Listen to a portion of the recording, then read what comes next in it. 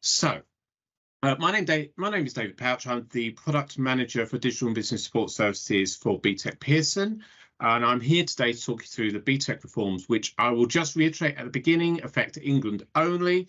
I say that every time because we get asked some questions about that, but these are English-only reforms from 2025 forward. So I'll go through those reforms, go through where we are in the timeline. We're particularly looking at level 3 forms in digital today in the IT and computing sector. So just bear with me, and I'm just admitting a couple of people, and then we'll get going.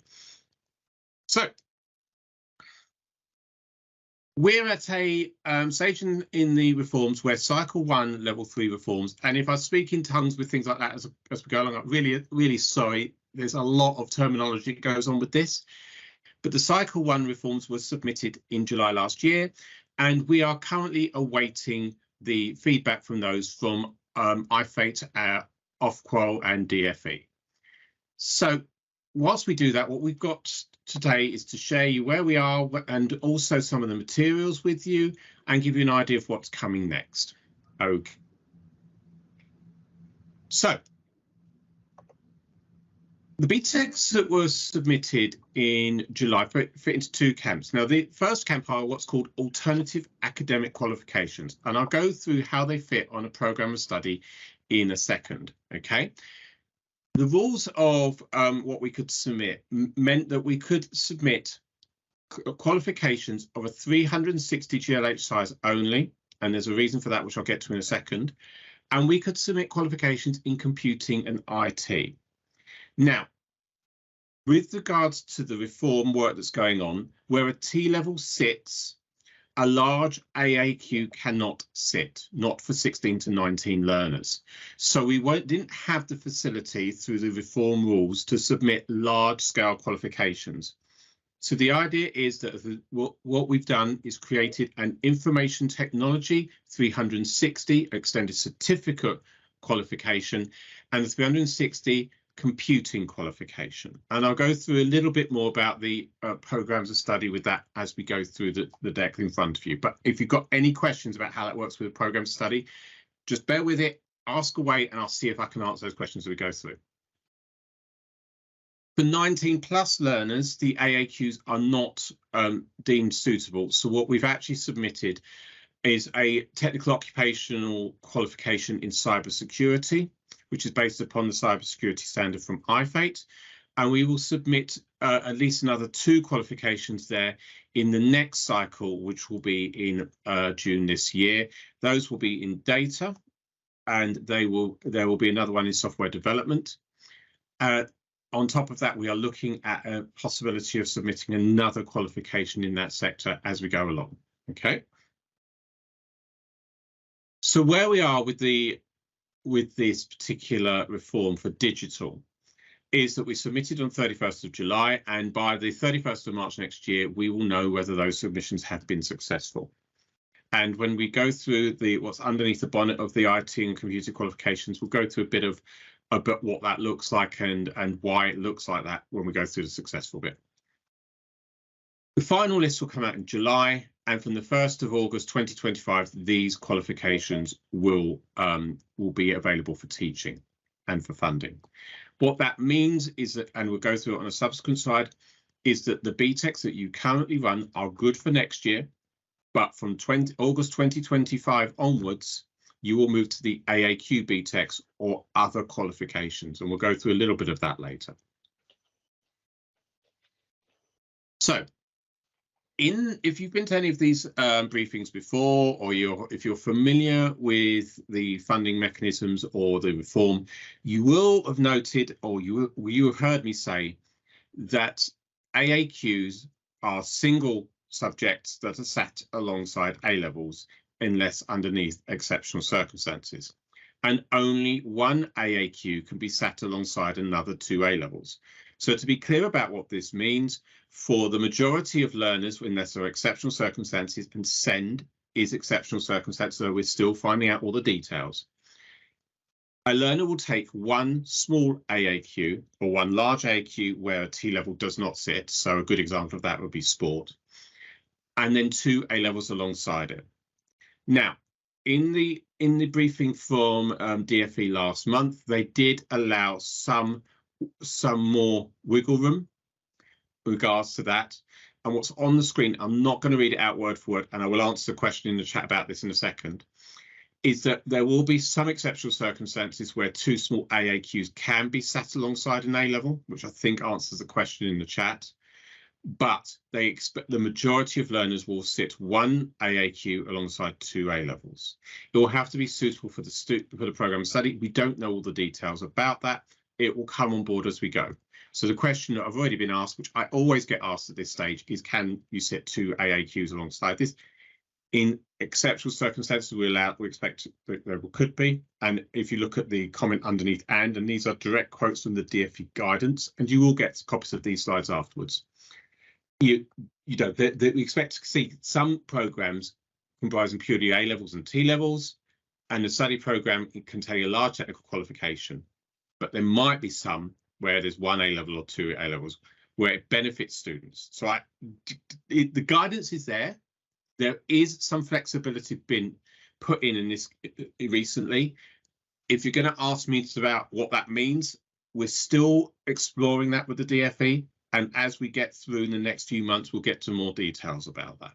So just bear with us. Apologies, I can't give you all the answers you want about exactly what that means. Okay, but there is some flexibility in there. And there is an expectation now that there will be some study programs, but I think they're going to be by exception where there are two AAQs and an A level. Okay, and again, I've got the chat open so you can ask questions. Now, for some of you, Cycle 2 will also be a consideration into what you can study. And what I would say with Cycle 2 is this. We will be submitting qualifications in performing arts, sport and crafts and arts and design. But we will also, and I know I get asked this question all the time, and this is why I've left these slides in here, be submitting qualifications that sit in the creative digital media production, and that includes digital games, film and video production. So there will be a BTEC in games, and it may be at the large AAQ size. The latest finish date for an extended diploma, good question. Let's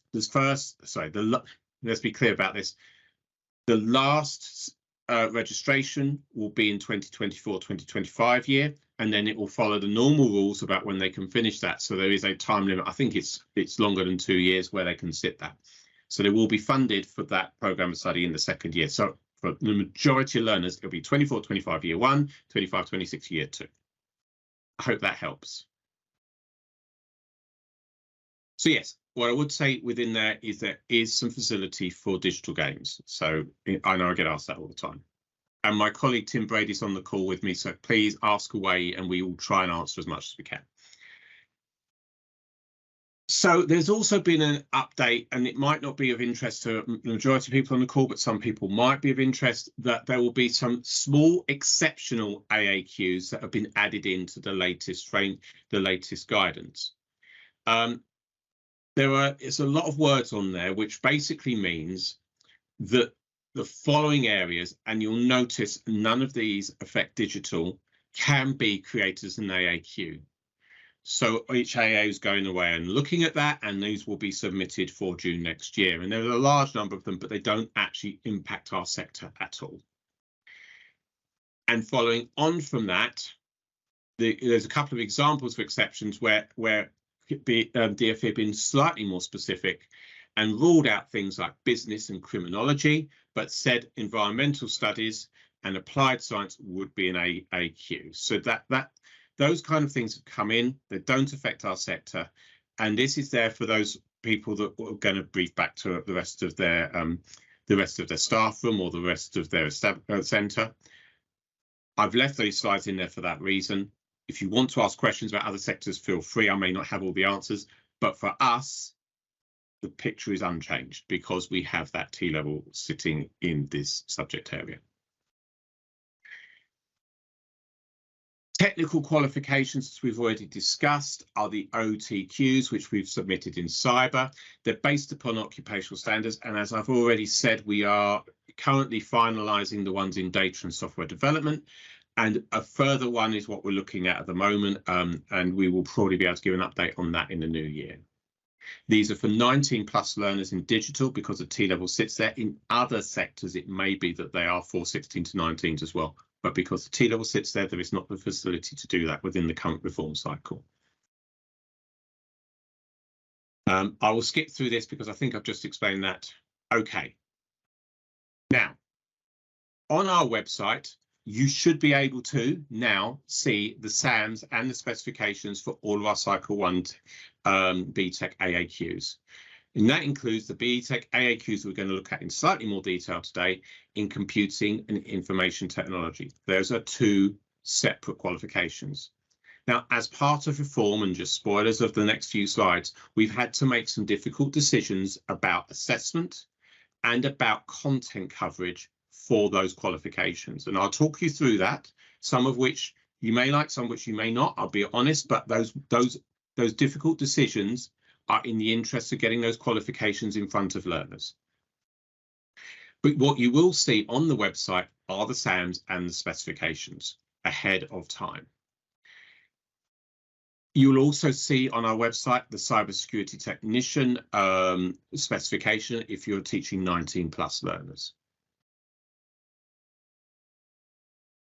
Now, before we get to the detail, there's a few other things that you need to understand about our new specifications. And we've all heard about the learners and the careers that they don't yet know. And what we've tried to do for the first time is map that into all of our qualifications by embedding 3 elements. And these are embedded into the learning outcomes, the criteria, and the content where it's appropriate with some square bracket after the content. We've come up with these transferable skills which sit in the wheel as you see on the screen, and each of these are mapped in. They do not add assessment burden, but it shows where those transferable skills are being taught and allows you to create jumping off points should you need to. And again, there's the quote on there about preparing learners for the jobs they don't yet know. Alongside that, and our sector isn't too affected by this because everything we do is digital, there are the 5 digital skills of problem solving, digital collaboration, transacting digital security, and handling data. And those, again, are embedded into the content, learning outcomes, and assessment for these particular qualifications without adding burden where they naturally occur. And it's just useful to know that, so that when you're looking at the specification, it's there, and also you can when you're talking about it in the wider context, you can say where these skills are coming from. Certainly with recent LSIP reports and other things, these skills across 3 areas I'm discussing right now are a key part of the actual makeup of the future skills roadmap. Finally, what we've done is we've embedded the 17 United Nations Sustainable Development Goals into our specification, and those include things like waste disposal in IT and things like that, so where it would naturally occur. But there are some other things around the qualification, so if you see those square brackets, you know exactly what that means. Okay, so how do they look different? Well, they look different in a couple of ways. First of all, they're called alternative academic qualifications rather than AAQa for applied general or tech level. The external assessment in the old RQS was between 58 and 68%. We know that. Now it's between 50 and 66, and spoilers of the slides that are coming along, the 66% is where we sit for digital. So 2/3 of the qualification will be externally set and marked. Whereas we had multiple sizes, and I'll just go through what I've already said on the RQF. On this, there will be the 360 size as it stands only. Okay. External assessments have moved from exams and pre-release tasks to just be exams. So some of the assessments that you're used to, particularly unit 2, the database unit, as everyone loves, that is now an internally assessed unit. But if it was external, it'd be an exam. There is a synoptic assessment. The internally assessed units are now set by us through Pearson Set Assignment Brief. There is no facility for you to change the Pearson authorized briefs, but standards verification stays the same on this BTEC as it did before. We are not moving to a point-based scheme. We are where we are with this. We are exactly where we were with standards verification. Nothing has changed. And so if you're in England, as the current rules stand, you cannot teach the cyber BTEC to 16 to 18-year-olds. So I've talked around it enough. Let's get into the detail and show you what it looks like, why you're here. We're going to start with the extended certificate in computing. We've got another slide. Sorry, I'm teasing you here, going through exactly what this looks like. And what I would say, and it will go to another slide later on, is this has been designed with academic progression in mind, with HEIs feeding into this, okay? And what it looks like is this. There's a couple of things to note, first of all. We have, wherever we are possible, kept the content where it was previously and kept the units where they are previously.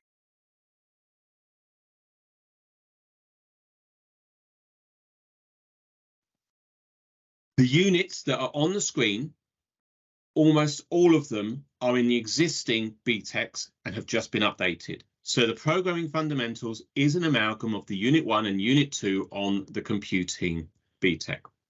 It is now externally set. Computer network security and encryption is on the current BTEC. It has moved into an exam from a task-based assessment, and it is an exam that goes through computer network problems and puts them in scenarios, takes it from there. It's a pretty typical Pearson exam. HCI is the unit you all know and enjoy so much. And HCI is the design element of it, which ties in with the practical programming. And I will answer your question in a moment, and I'll just get there, okay? For the programming fundamentals, we would expect the programming language to be Python. For practical programming, I believe we've left that fairly open. One of the other things you'll notice on this is there is no optionality. Now, I hate to break this to anyone about this, but the simple thing is when we've got the AAQs, they cannot overlap with A levels, they cannot overlap with T levels. And if we had lots and lots of optional units, the content increase would mean the capacity for overlap being increased and it would be unlikely to be approved. So we had to make a very difficult decision about the content of these qualifications and only having content which is actually mandatory. Okay, so I will quickly go through the chat. I know there's a couple of questions about this before we get onto IT, which is probably why most of you are here. The AAQ could be studied in 1 year, 360 guide learning hours could be studied in 1 year. If you're asking the questions about a 180 GLH qualification, that's something that we're keeping under advisement at the moment. Okay. Will the JCQ and UCAS grade equivalents be the same as the current extended certificate? Yes, they will. We have gone through a large process with HEIs about the progression from these qualifications. And if we're talking particularly with the computing one, I think it's been better received than any BTEC we've had before, with universities that we would not normally accept BTEC, accepting BTEC here. Some, in fact, one of the big two has got a letter, I think, on our website stating that. So I think it's really that it's fallen very well with the actual academic progression. The only full-size IT course is the T level. The only 1080 is the T level. I will just reiterate that again, and I'll go through the T level in a bit. I will also give you a but in a second, which you might like or you might not. Okay. So internal assessments will have this PSAB, and I won't go on much detail about this because the next slide does it, but it is one assessment and it is over a number of tasks. There are not multiple assessments within that, and the PSAB is set by us, marked by you and verified, and that PSAB has no facility for you to adapt the scenario, okay? And on the next slide, which is why I didn't go over that in a lot of detail, is the actual comparison to where you are with the authorized assignment briefs. So in the top row, you can see authorized assignment briefs. You're allowed to edit the scenario. You're not with the new BTECs, but it's still assessed by centre level. It's still standards verified. It's still completed by May, but the other difference is instead of having those 3 to 4 assignments which kind of follow the learning outcomes in the current authorized assignment briefs, there will be one Pearson set assignment brief which will span across. And as we move forward, you'll see more on these PSABs over the future months. Now let's have a look at IT. And it'll be no secret that the IT has got roughly the same design as what's before. When we went through the process of IT, we asked HE, and that was part of it, but we also asked you what you wanted to find on an IT qualification. And you screamed quite loudly at us, you wanted websites and databases to be part of this. So what we've done is we created a qualification that has the current Unit 1 in there, plus a little bit more to be 120 guided learning hours. Cybersecurity and incident management, which has been moved from a larger size down to be 120 hours, and that will look at cybersecurity incidents with a scenario and how you respond to them and those kind of aspects. And then we've kept the website development unit in there, made it 60 GLH, and it's internally assessed. And we've moved that relational database unit, which is on our current BTEC, into an internally assessed or a Pearson set assignment brief. So none of the external assessment for databases, it is set by us and then standards verified. Again, it's got the same design with this 66% external assessment, the 2 externals and the internal. And at this point, I will just say one of the other design considerations is that we didn't want overlap between the 2 BTECs. So currently with the BTEC IT and the BTEC computing, there are units that overlap, if not in name, but in content. And here we wanted to keep them as separate as possible. We understand that people, if they were allowed to sit 2 AAQs, could potentially sit an IT AAQ and a computing AAQ because they've got different discount codes. Or alternatively, and this is something that's been mentioned, sit the IT AAQ alongside an A-level in computer science and create a larger computing digital program of study as a result. I will just say that the feedback we got from HE was that if you had an A-level computer science student with an IT AAQ, they may not get offers from every single HEI because they consider that to not be a suitable entry profile. So just be very wary of that, okay? So Shannon, that is the only olive branch I can send you there about 1080s. Okay.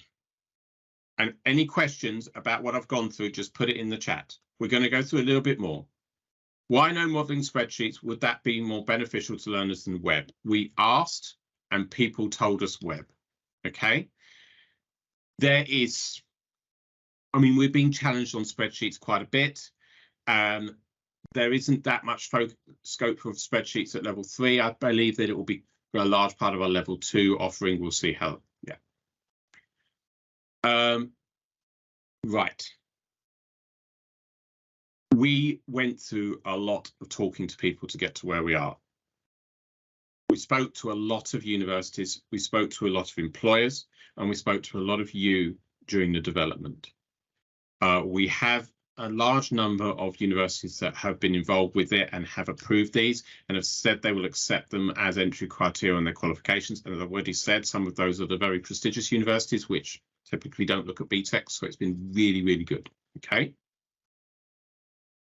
And as I said, part of that, and I'll try and answer the question again, is that for them, they have given us feedback that sitting these alongside an A-level in computer science wouldn't be a suitable entry profile. You might want to do it in order to build out a larger digital qualification, larger digital footprint in a program of study, but it may actually reduce the options for HE students. Okay, that's what I was saying.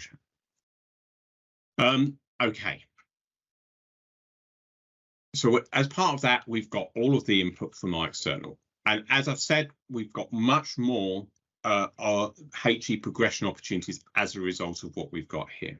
We believe that these qualifications actually prepare learners for HE quite well, but also for other outputs at the end of this. Okay, just bear with me. So, before I go on to the next bits, I think I'm glad to say it looks good. Will these new changes be kept applied to the old quals? The old quals will be switched off in 2024, at the end of 2024, and these will come in unless you're in Wales and Northern Ireland. So you won't have the choice. Okay, that's where we go. And we'll have a look at the digital T level in a second, for those that are interested in digital T level as an alternative. Training and support. So we're listening about training and support, and I'm not going to give you everything that's training and support. Would a top university accept IT AAQ alongside 2 other A levels? Yes, that's the answer. We've had very good feedback about IT. I think computing the feedback was better because it's much more technical from a university point of view, but yes, the feedback has been very good. Yes, at the moment, these BTECs don't affect Wales and Northern Ireland, okay. But you can take these when they come through. And in Wales and Northern Ireland, you may be able to take the cyber one at 16 to 19. Our training offer, we're listening to what you want. So some of this is a little bit blank. Today is the part of our introducing your new events and sector events where we'll be rolling these out. When we get through to June, July, not before, because obviously we're waiting for approval for these qualifications, we will start the formal on-demand training.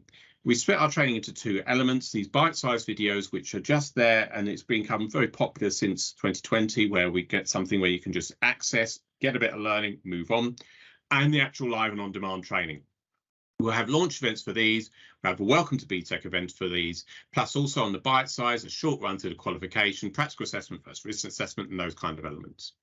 In the winter term, the getting ready to teach will kick in, and then we will potentially run face-to-face regional events, which is exciting. First time since COVID we've done that for BTEC. It should be quite good if we get there. We'll also have best practice and workshops there, and you'll be able to ask us anything. We'll also have bite-sized videos. Some of those we have not yet decided. We're waiting on feedback from yourselves. If there's anything you really need that you haven't had before, please feel free to put it in the chat and we'll feed it back. But also there'll be some for you in the classroom, but also for your exams officer and the role that happens there. Bite-sized videos become much more vague as we go through to spring summer terms. And when I say vague, it's up to what you want, because we will meet your requirements to get you to transition to wherever you need to be in reform. But we'll have more of those getting ready to teach, and we'll start rolling in the getting ready to assess, both internal assessment there, internal and external assessment there. So all of this is part of the plan of us trying to be there for you as we go through this reform process to the new qualifications.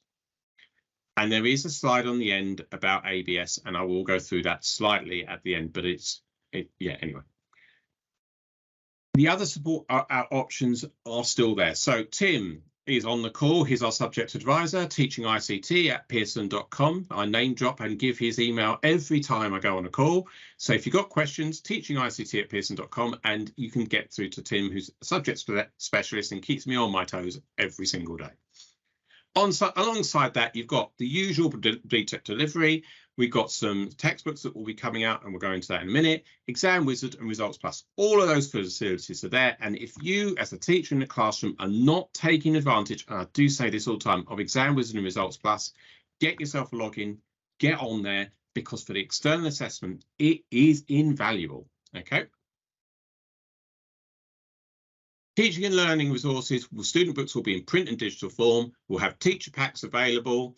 We aim to publish all resources by April 2025 with samples in January 2025. And we're already starting work on that. We're rolling that out, and you'll see that as part of the package we come up with for support.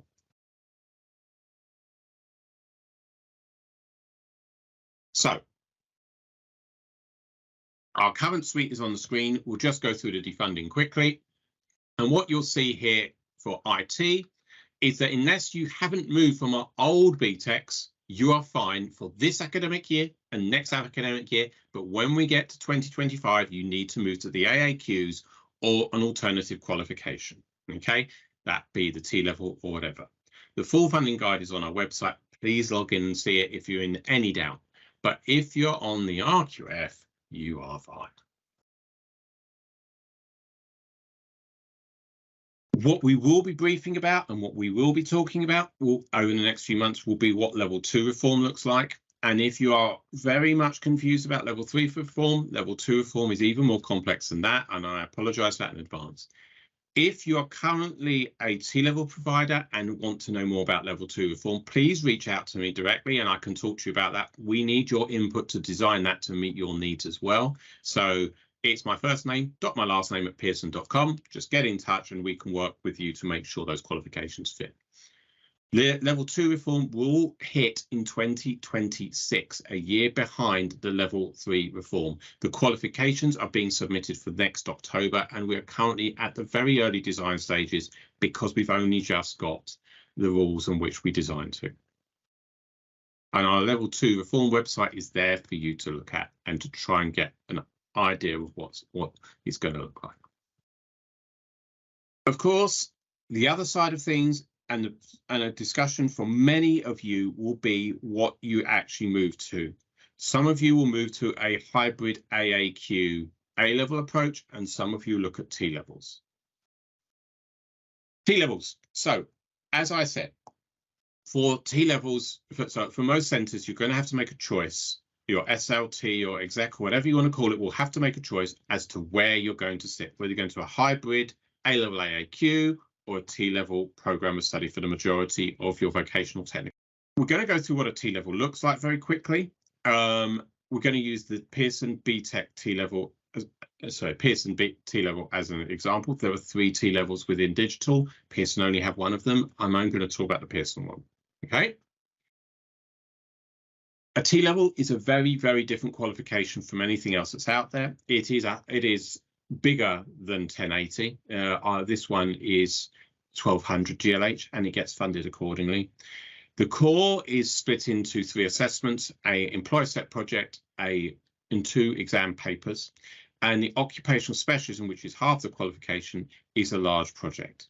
This one is programming. Okay, it is a programming T-level. It is 100% externally set and marked. We set all of the assessments, we mark all the assessments, okay? There was lots on our website about the T-levels. If you've got any questions about the Pearson one or anything about T-levels, please come and talk to me about them. But what I would say here, and I haven't been asked it yet in the chat, and I will get asked it at one point, will the reform programme and T-levels be stopped at any point, or will it slow down? At the moment, there is no sign of this. And all of the direction of DFE is that T-level rollout will continue as it currently does. And to give you an example of what that looks like, so the digital analysis paper 1 has 4 areas to it, 100 marks, 33% of the core, and it's a 2-hour, 30-minute exam. It covers some programming, it covers some legislation and emerging issues. The employer set project, which is one of the project elements, has 5 tasks. We call it 5 tasks. It's 4 and the final task is split down. It's about planning a project. We then give the students some code, and they have to identify some defects and fix it. Then to design a solution to extend the functionality of the program, develop that, and then reflect upon what they've done. And so that says it, employer set project is occupational specialism project. The occupational specialism project is a large scale project, 67 guided learning hours, of which most of it is in controlled conditions. And you are given a problem, asked to analyze it, design and develop it in, well, you're given fairly free rein of the programming languages. There's some within the spec. It doesn't have to be Python. Gather feedback and evaluate. Okay. Now, I'll come back to this one in a minute. The last thing I would say is this. There's been a lot of noise over the summer about the Advanced British Standard, or ABS. We are working with the DFE on that, and tomorrow the first consultation for the ABS will be launched. So feel free to make your feelings felt in the consultation. But this is a long way off. The students that are currently in reception of your primary schools are the first students that will sit the ABS. That's how far this is off. So it's not going to affect the reform timetable for 26-27. It's not going to affect the rollout of T-levels. Okay. The consultation will form more of the ideas around this. I'm not going to go into lots of details about the ABS and what it looks like, because 10 years away, there are many, many decisions to be made before 10 years. But this slide is there to tell you that basically the direction of travel is where it is right now. So what we're going to do is we're going to go back a slide. I'm going to try and ask questions. I'll answer as quick, as honestly as possible, and make sure that you get either in the chat or come off mute, however you want to do it. Hands up would be better if you came off mute so I can take turns. We've got one in the chat already, but please feel free to ask me anything. How are universities viewing T-levels is the first question. That's a really good question. It depends on the T-level. As we've gone through the T-level experience, universities have adopted them better and better, but it is fair to say that the T-levels have not been as accepted as I think many people would have hoped. There have been some universities which still don't accept them or don't have them in an offer. There are some challenges with T-levels with regards to the grading, which can cause problems with being able to go to university. By and large, though, what we're seeing are the T-levels are being gradually more and more accepted by the universities.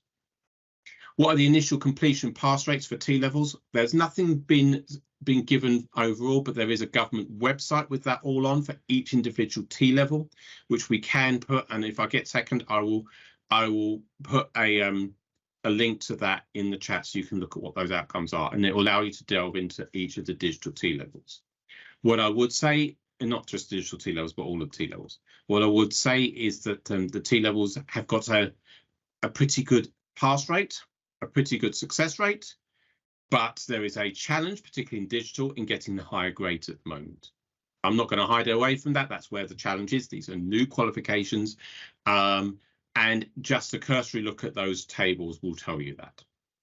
Okay, so I think I've answered those two questions as honestly as possible. Tim, you could just nod and say that. We run T-levels and BTEC.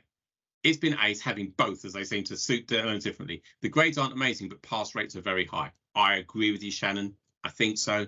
I think the T-levels are right for the students to sit the T-levels. And, you know, I'll go a bit further than Tim on that. I think that's good. Do you have any idea about current recruitment numbers onto T-level digital courses? Right, I'll be as honest as I can be here, and Tim will tell me I'm not being honest enough again.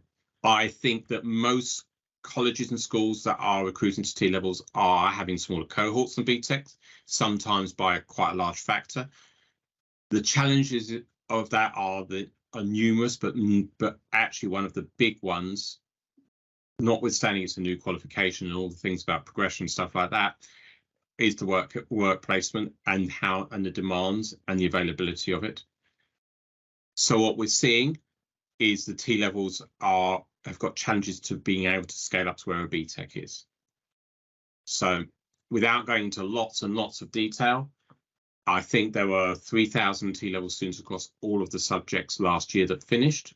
We will see more this year, but we are not at that number. I think we're only just over that number for all three digital T-levels put together for this academic year, to give you an idea. Are you planning? Right. Okay. Right. If we are all moving to T-levels, how do we secure the work placement element? There are lots of challenges about that work placement element of T-levels. I think we've got to work together. At the end of this year, we, Pearson, will be running our first T-level event looking at things like this. We will run one in the north and one in the south, and we will have people there to help you with that. If you are worried about the placement, come and talk to me, and I will share the practice elsewhere, some good, some bad, and how people have got around it, and how people have made the T-level placement work. Okay, there you go. So subjects in Cycle 2 will start from September 26. We also teach business and creative media, so they will not change until September 2026. Yes, that's correct. And there is no BTEC AAQ in business per se in the new tables. Go to Laura's business AAQ, Laura's business update, and you'll see.